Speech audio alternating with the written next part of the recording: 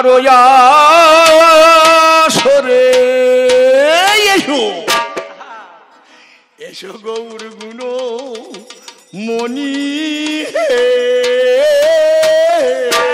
বাবা বাবা খুব ভালো লোকে বলা দিয়ে ওইটাকে নিয়ে কথা বলতে করতে লাগবে আমার সরে এসো গৌর গুণ মনি বাবার কারা এরকম করে ডাকলে তোদের গৌর বাবার কাল ওইখানে একজন সাপে কাম দিয়েছে সে লোক ওইখান থেকে বলে ওরে আমাকে যে সাপে সাপেতে কামেরালো রে লোকে বলে যাই না তামসা করছি তোদের এই হরিনাম করা হয়েছে তামসা করা হ্যাঁ তোমার জবাবগুলো কেমন হলি জানো একটি ছেলের নাম নিমাই তার মাকে বলছে মা আমার নাম নিমাই দেখলি কেন ছেলেটি বলছে ছেলে বুঝে পারলে মা তখন বলছে তুই যখন আমার পেটে ছিলিস তখন খুব নিম পাতা খেতাম যার জন্য তোর নাম নিমাই ছেলেটাও চালাক বলছে আমার নিম পাতা না খেয়েছি নিম পাতা খুব তেতো তার নিম পাতা না খেয়েছি জাম পাতা খেয়েছিস তাহলে তো সবাই আমাকে জামাই বলতো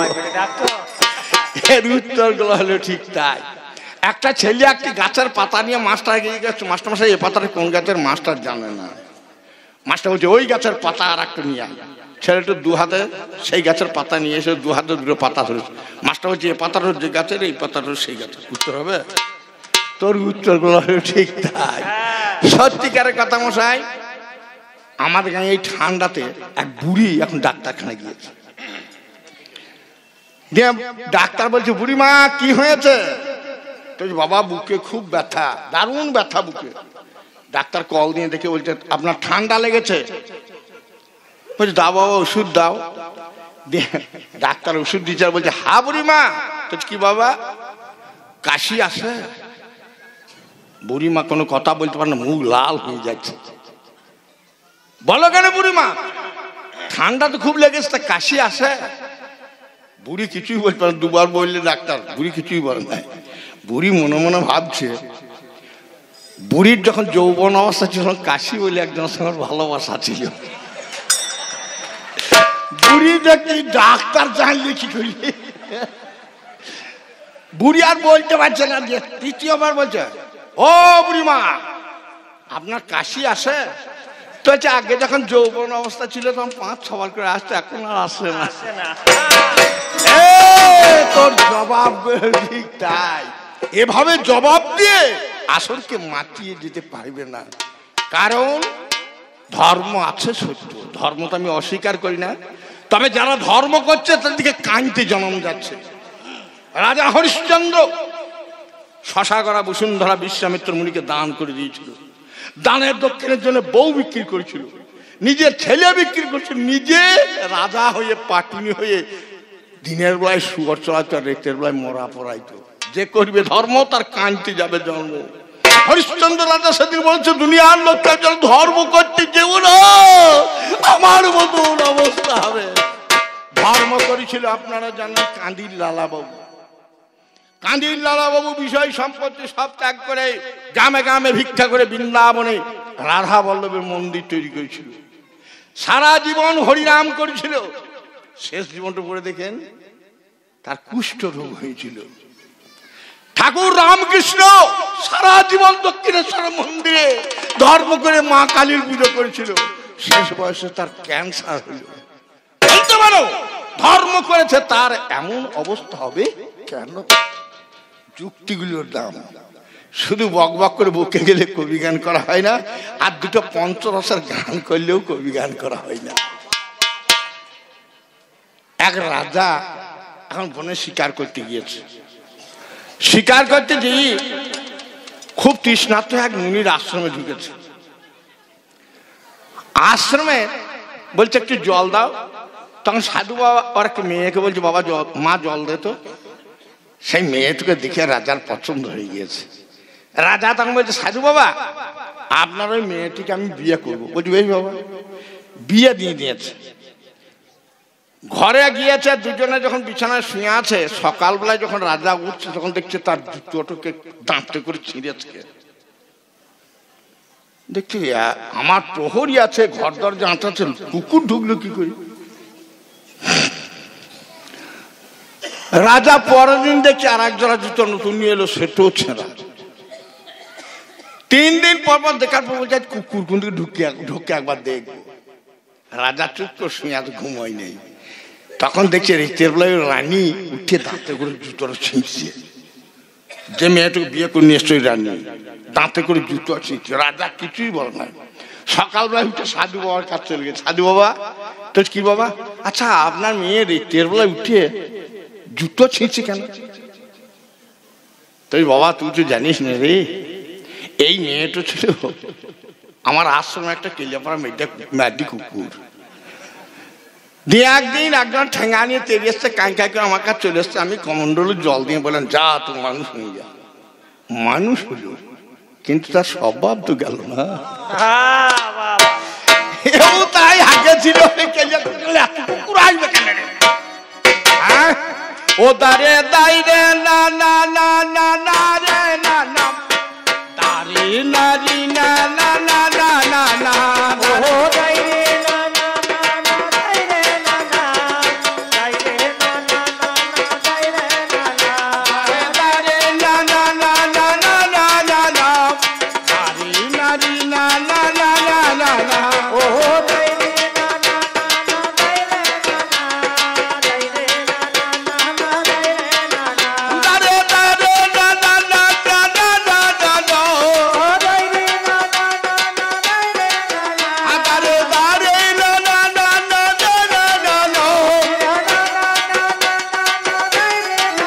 দারে দারে না না না না না না না দারে না না না না না না না না ও দাই রে না না না না দাই রে না না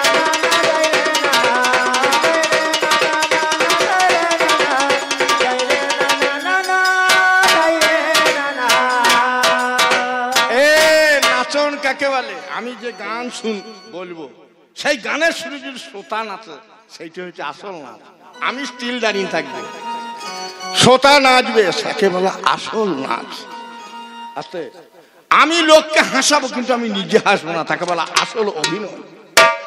আমি নিজে কাঁদবো, লোককে কাঁদাবো, সেটা হচ্ছে আসল অভিনয়। আমি যদি গানের সুর ধরতো, শ্রোতাটা আপনা আপনি নাচবে। টানা না না না টানা না না না না টানা না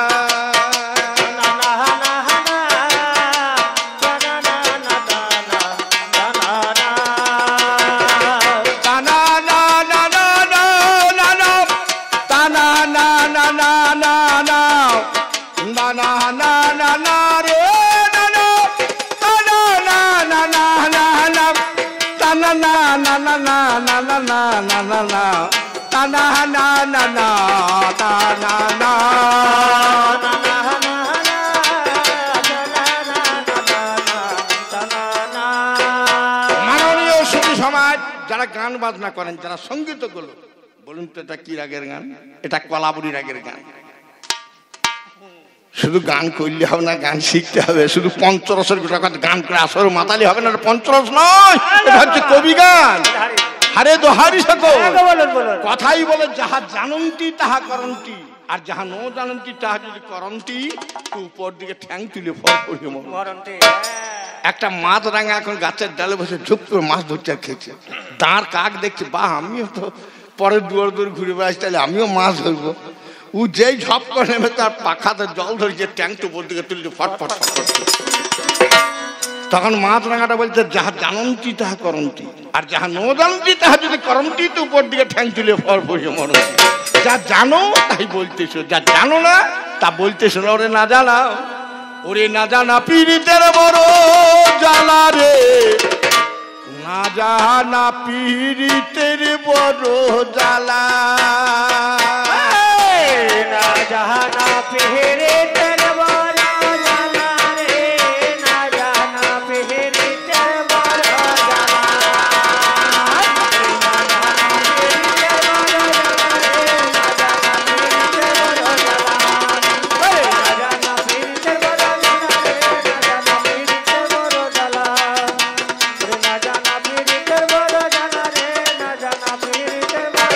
জ্বালা, ওরে তুই কি করিলি সর্বনাশ, নিজেই নিলে নিজের বাঁশ।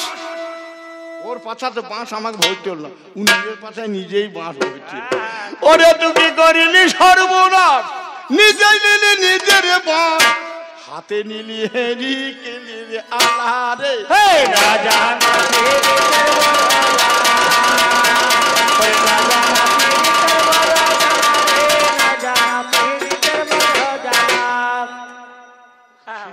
শেষে হচ্ছে নাচো। আচ্ছা 76 বছর বয়স আমার, আমি এখন ওর মতন নাচতে পারবো? হ্যাঁ, আর এ আমাকে নাচাচ্ছে, ঘরে নিয়ে বলবে, আমার বউকে বলবে দিদিমা দাদু আজ নাচতে নাচতে উল্টি পড়ে গেছো। ঘরে বউ বিশ্বাস করবে, তখন আমাকে বলবে তোমাকে গান করতে হবে না, তুমি নাচতে নাচতে একটু পরিজন যদি স্ট্রোক হয়ে যায় তাহলে লোককে তো যাবে না, তুমি আমারই যাবা, নিজের ধন তো সবাই রক্ষা করবে। সেই তো চেষ্টা করছে ঘরে ঝগড়া লাগাবা, আমি নাচবো না, সোতায় নাচবে, দেখবি বলবি না তো? ওরে তো কি যাক, আগে যাইনি শ্রোতা আমাকে 100 টাকা দান করিয়েছে।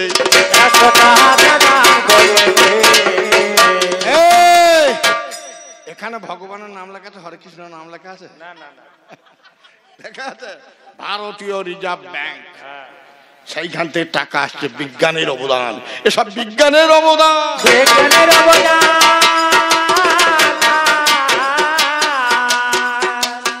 ওরে না জানা পীড়িতের বড় জ্বালা রে, না জানা পীড়িতের বড়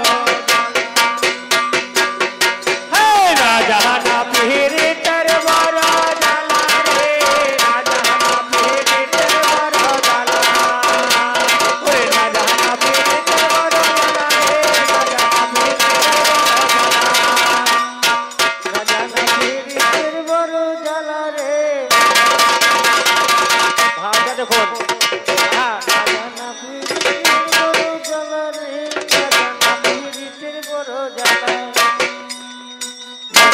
পীড়িতের বড় জ্বালা রে, রাজা না পীড়িতের বড় জ্বালা, রাজা না পীড়িতের বড় জ্বালা রে, রাজা না পীড়িতের বড় জ্বালা, রাজা না পীড়িতের বড় জ্বালা রে, রাজা না পীড়িতের বড় জ্বালা, ওরে রাজা না পীড়িতের বড় জ্বালা রে, রাজা না পীড়িতের বড়। মাননীয় সুধী সমাজ, নাচন কাকে বলে? যে অঙ্গ নাচাবো সেই অঙ্গটা নাচবে। আমি যে নাচলাম আমার কোমর লইল, গোটা বডি স্টিল, কোমরটা টুক টুক করে নাচছি, একেই বলে নাচ।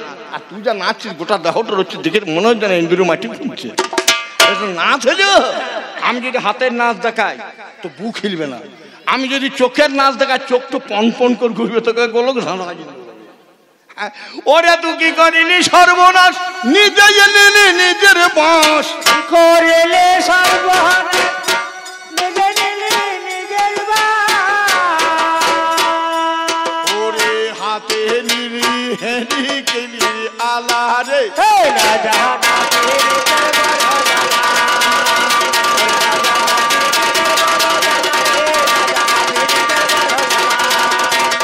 রাজা না পীড়িতের বড় জ্বালা, রাজা না পীড়িতের বড় জ্বালা, রাজা না পীড়িতের বড় জ্বালা রে, রাজা না পীড়িতের বড় জ্বালা।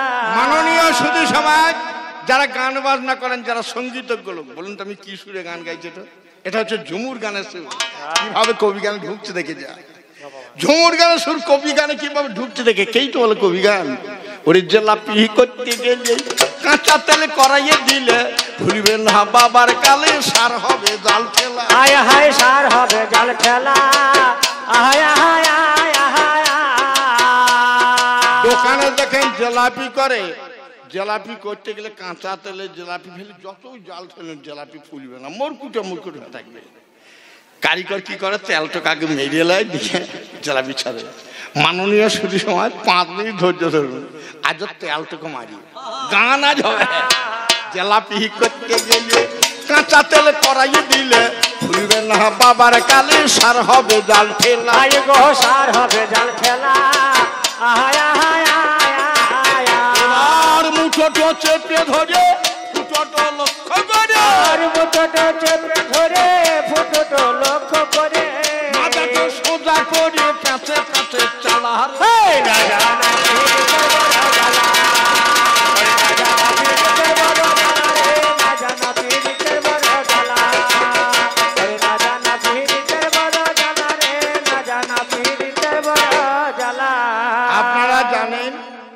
চপ দেখেছেন? চপের ভেতর কি ভরা থাকে? আলু সেদ্ধ ভরা থাকে। আর আমার পাল্লা দানা আপনাদের কাছে চপ দিয়েছে, চপের ভেতর ওল সেদ্ধ ভরে দিয়েছে। আলুর চপ করবো বলে ওল সেদ্ধ দিলি ভরে, ওল সেদ্ধ পেটে গেলে মুখে ধরবে লালা। মুখে ধরবে লালা। আলুর চপ করবো বলে ওল সেদ্ধ দিলি ভরে, ওল সেদ্ধ পেটে গেলে মুখে ধরবে লালা। হায় হায় মুখে ধরবে লালা। যত করো পরিপাটি যাবে না তার কুটকুটি, আর যত করো পরিপাটি যাবে না তার কুটকুটি। ওরে বাগাতে তুই আমরা রাজি ৬০০ বেলা রে।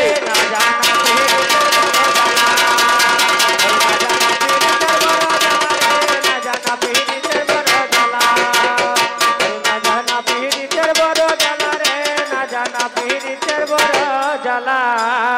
ওরে জাগে জাগে এসব কথা এবার ছেড়ে যায়, আমি পাল্লাদারের কথা মতো জবাব দেব ভাই। ওরে শোনো শোনো পাল্লাদার শোনো আমার স্থানে, আজ সত্যি কথা বলবো আজকে মোদের কবি গানে।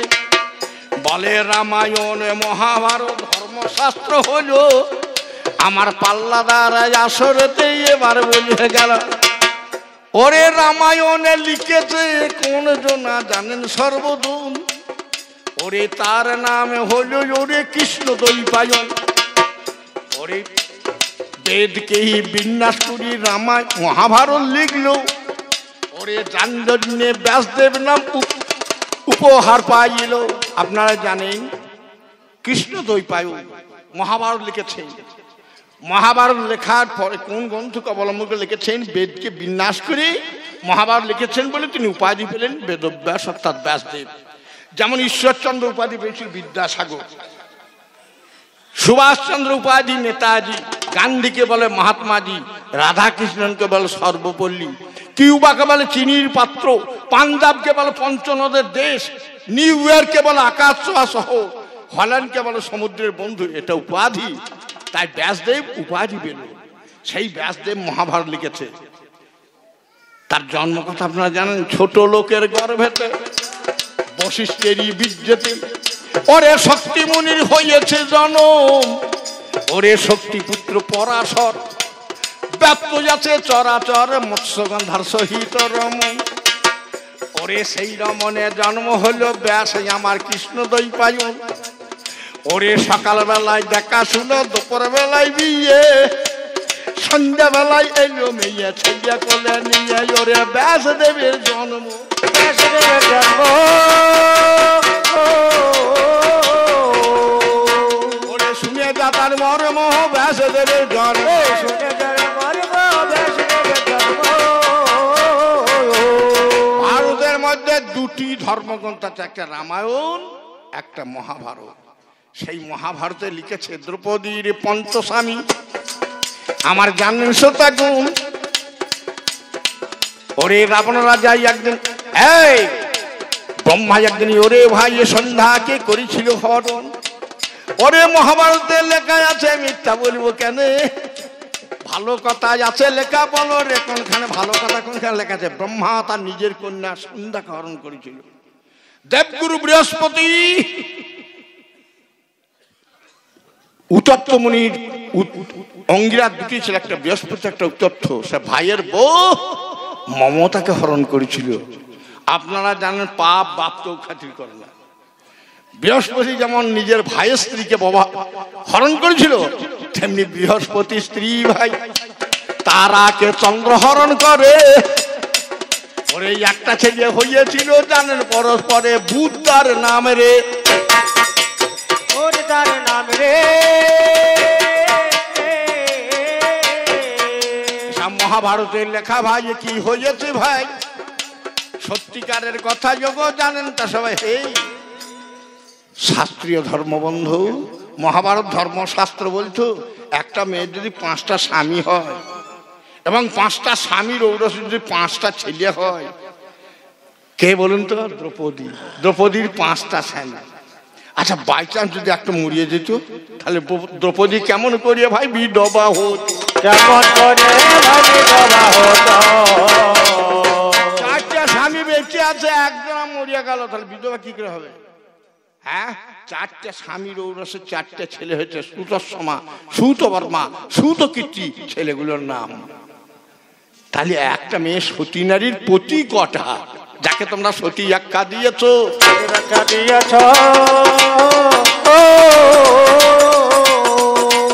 এবার রামায়ণে লেখা আছে দেখিবারে পাই, সত্যিকারের কথা যোগ শুনিবেন সবাই। আবার মহাভারতের লেখা আছে ধর্ম কথা ভাই। ওরে ধর্মযুদ্ধ হয়েছিল, জানে তা সব মহাভারতে ধর্মযুদ্ধ হয়েছিল, কুরু আর পাণ্ডবের যুদ্ধ হয়েছিল। আপনারা জানেন মহাভারতের যুদ্ধ হয়েছিল 18 দিন। 18 দিন যুদ্ধ।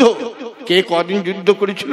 দীন দশানি ভীষ্মেন ভরদ্বাজ পন্তমে দীন দয়ন্তু কর্ণেন, অর্ধদিন শল্য, অর্ধদিন দুর্যোধনের গদা যুদ্ধ মেয়ে তো ভারত মূল্য। দীন দশানি ভীষ্মেন, ভীষ্মের হচ্ছে 10 দিন। ভরদ্বাজ পন্তমে, ভরদ্বাজ মানে পুত্র দোনের হচ্ছে 5 দিন, তার 10 আর 5 15 দিন। দীন দয়ন্তু কর্ণেন, কর্ণের 2 দিন। অর্ধদিন শল্য 17.5 দিন। অর্ধদিন দুর্যোধনের গদা যুদ্ধ। 18 দিন যুদ্ধ হলো, অনেক সৈন্য মরে গেল, কত লোক মারা গেল, কত মেয়ে ছেলে বিধবা হলো, কত ছেলে তার বাবাকে হারালো, অথচ তাকে ধর্মযুদ্ধ বলো কি করে? সেই লোক হত্যা, মানুষ হত্যা যদি ধর্মযুদ্ধ হয়, তাহলে আপনারা কাজ করুন, ধর্মঘট করুন। কাল থেকে ধর্মঘট করুন, ট্রেন বাস সব বন্ধ করে দেন, 2 মাস ধরে বন্ধ থাকুক। হ্যাঁ, তখন পুলিশে খেদাবে, পুলিশে মারবে, বলে ধর্ম করতে যেও না, ধর্ম করতে যেও না।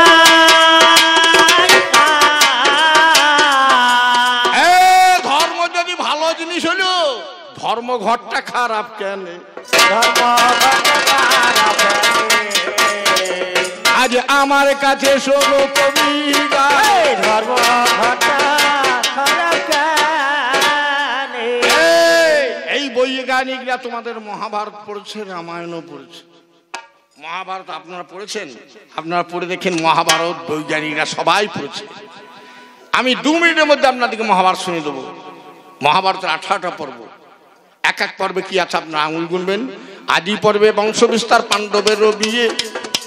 সভা পর্বে সভা নির্মাণ, যজ্ঞরাজ শুয়ে। বন পর্বে পাণ্ডবেদের বনেতে গমন। ওরে বিরাট পর্বে অজ্ঞাতবাস হয়েছে লিখন। ওরে উদ্যোগ পর্বেতে হল যুদ্ধের সাজসজ্জা।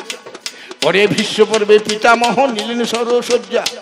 ওরে দ্রোণ পর্বে অস্ত্রগুরু, দ্রোণের হয় নিধন। ওরে কর্ণ পর্বে মারা গেল রবির নন্দন। ওরে ঐশিক পর্বে দ্রৌপদীর পঞ্চপুত্র মরে। ওরে শক্তি পর্বে অশ্বত্থামার মাথার মণি হরে। ওরে শল্য পর্বে মারা গেলেন মদ্রই অধিপতি। আর গদা পর্বে ইউরুভঙ্গ লিখেছে সম্পত্তি। ওরে স্ত্রী পর্বে দুর্যোধনাদির হইল সৎকার। আর শান্তি পর্বে যুধিষ্ঠির পেলেন রাজ্যভার। ওরে আশ্রমিক পর্বেতে যত মুনিগণ এলো। আর অশ্বমেধ পর্বেতে রাজা যজ্ঞ আরম্ভিল। মাঘ মুসল পর্বে প্রভাসযোগ্য ব্যাসের রচনা। ওরে শেষ পর্ব স্বর্গারোহণ গেল রে 5 জনা বলি 18টি পর্ব। এই 18টি পর্ব রামায়ণ লিখেছে রত্নাকর দস্যু, সে মানুষ মেরে খেয়েছিল। ব্রহ্মা নারদ তাকে মন্ত্র দিয়ে বলছে রামায়ণ লেখ। রামায়ণ লিখেছে, রামায়ণের 7 কাণ্ড শুনে যান, সব আমার পড়া আছে। আদি কাণ্ডে রাম জন্ম বিবাহ সীতার। অযোধ্যা কাণ্ডে আদি কাণ্ডে রাম জন্ম বিবাহ সীতার। অযোধ্যা কাণ্ডেতে সীতার বিবাহ। ওরে অরণ্য কাণ্ডেতে সীতা হরিল রাবণ। কিষ্কিন্ধা কাণ্ডেতে হলো সুগ্রীব মিলন। ওরে সুন্দরা কাণ্ডেতে হলো সাগর বন্ধন। আর লঙ্কা কাণ্ডে রাম রাবণে লাগলো মহারণ। ওরে উত্তরা কাণ্ডেতে হলো সব কাণ্ডের শেষ। ওরে অবশেষে সীতা দেবীর পাতালে প্রবেশ। ওরে 7 কাণ্ড রামায়ণ, 7 কাণ্ড রামায়ণ।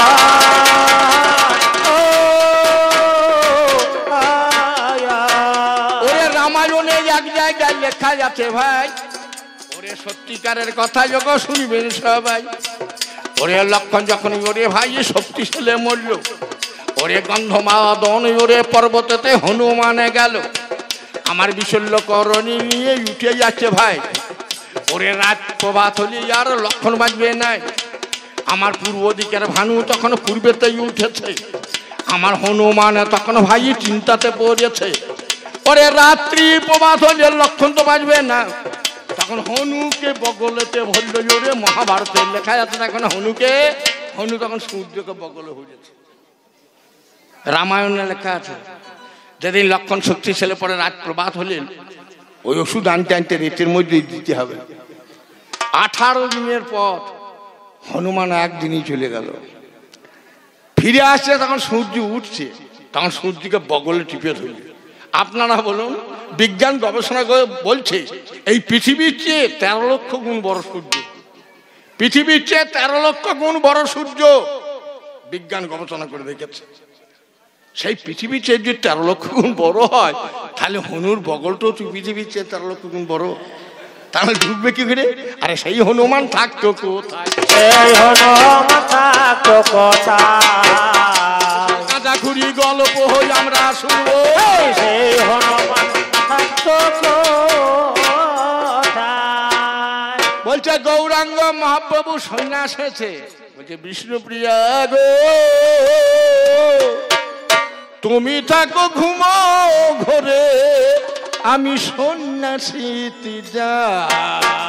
কৃষ্ণপ্রিয়া গো তুমি থাকো ঘুম ঘরে, আমি সন্ন্যাসীতে যাই।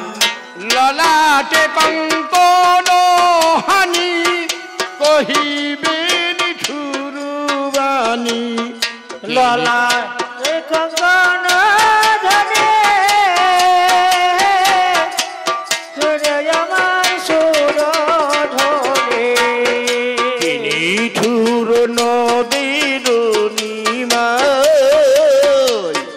তুমি থাকো ঘুমো ঘরে, আমি সন্ন্যাসীতে যাই। কৃষ্ণপ্রিয়া গো তুমি থাকো ঘুম ঘরে, আমি সন্ন্যাসীতে মাননীয় জন আদালত, এটা হচ্ছে জন আদালত। আপনারা হচ্ছেন জজ সাহেব, হাকিম।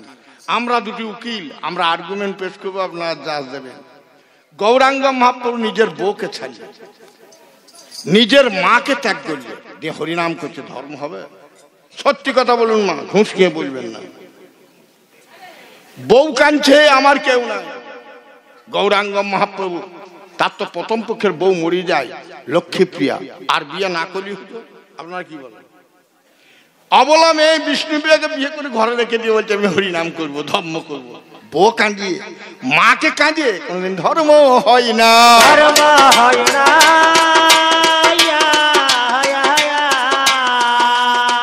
আমাদের হিন্দু শাস্ত্রে বলেছে গোমের যজ্ঞ, অশ্বমের যজ্ঞ, নরমের যজ্ঞ, সন্ন্যাস মহাপাপ। গরুকে যে যজ্ঞ করা চলবে না, মানুষকে যে যজ্ঞ করা চলবে না, আর কলিযুগে সন্ন্যাস হওয়া চলবে না, মহাপাপ। তা গৌরাঙ্গ মহাপ্রভু সন্ন্যাস হলে এই কলিযুগে কোন ধর্মকে অবলম্বন করে সে মেয়ে ছেলে মাকে সব ছেড়ে দিয়ে সন্ন্যাসী হয়েছে? সন্ন্যাসী হয়েছে। যারা আমার বৈষ্ণব আছেন তারা জানেন, বিবর্ত বিলাস বইটি পড়ে দেখেন। বিবর্ত বিলাস বইয়ে লিখেছে দাক্ষিণাত্যে যখন যায় গৌরাঙ্গ মহাপ্রভু, কতগুলি মেয়ে স্নান করছে। গৌরাঙ্গ মহাপ্রভু তখন ব্রহ্মপাত হয়ে গেছে। গৌরাঙ্গ মহাপ্রভু দেখছে আমি আর জীবন রাখবো না, আমি সুইসাইড করবো, গোদাবরীর জলে ঝাঁপ দেবো। মেয়েগুলো বলছে কি হলো মহাপ্রভু, তুমি গোদাবরীর জলে ঝাঁপ দিচ্ছ কেন? বলছে আমার এমন রোগ হয়েছে, বলার কিছু নাই। তখন সার্বভৌম পণ্ডিতের মেয়ে ষাটি কন্যা, মেয়েটির নাম ষাটি কন্যা, মহাপ্রভুকে বলছে তোমার রোগ আমি জেনে ফেলেছি। কি রোগ? তখন 1 কলসি জল নিয়ে এসে ভরে দিয়ে, 1 কলসি জল ভর্তি কলসি নিয়ে এসে নামিয়ে দিয়েছে। দিয়ে আর 1 কলসি জল এনে বলছে ওই কলসি ভরে দেন। তখন দেখি ছাপিয়ে পড়েছে, বলছে তোমার এই রোগ হয়েছে। বলছে রোগ ভালো হবে কি করে? বলছে আমাকে তাহলে বিয়ে করো, তাহলে রোগ ভালো হবে। গৌরাঙ্গ মহাপ্রভু সেদিন ষাটি কন্যার সঙ্গে প্রেমে করিয়েছিল।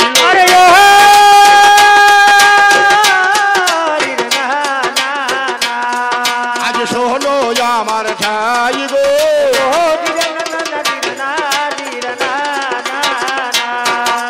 ধর্ম করতে গেলে বউ ছাড়তে হয়, ও ধর্ম তো দরকার না। সব ছাড়তে পারবো, বউ ছাড়তে পারবো না। কথাই বলে একে চন্দ্র, এই মেয়ে হলো সংসারের কেন্দ্র। দুইয়ে পক্ষ, সব পুরুষের কোন মেয়ের দিকেই লক্ষ্য। তিনে নেত্র, মনে রেখো মেয়েরা হচ্ছে সাধনার ক্ষেত্র। চারে বেদ, এই মেয়ের জোরে জয়দেব চণ্ডীদাস। চারে বেদ, মেয়েদার কপালে জোটে নাই তার মনে পদক্ষেপ। পাঁচে পঞ্চবান, এই মেয়ের জোরে জয়দেব চণ্ডীদাস পেয়েছিল ভগবান। ছয়ে ঋতু, মেয়েরা হচ্ছে সাধনা সেতু। সাতে সমুদ্র, মেয়েদিকে তোমরা কেউ ভেবো না ক্ষুদ্র। আটে অষ্টবসু, মেয়ের কাছে কেউ যেন সেই জন্য পশু। নয়ে নবগ্রহ, মেয়ে ছাড়া উদ্ধার করতে নাই কেহ। গঙ্গা মাটি আর গঙ্গা জল ছাড়া বাবার শ্রাদ্ধ কর্ম কোনো কিছু হবে না। দশে দিক, সব জায়গায় গঙ্গা মেয়ে হলো ঠিক।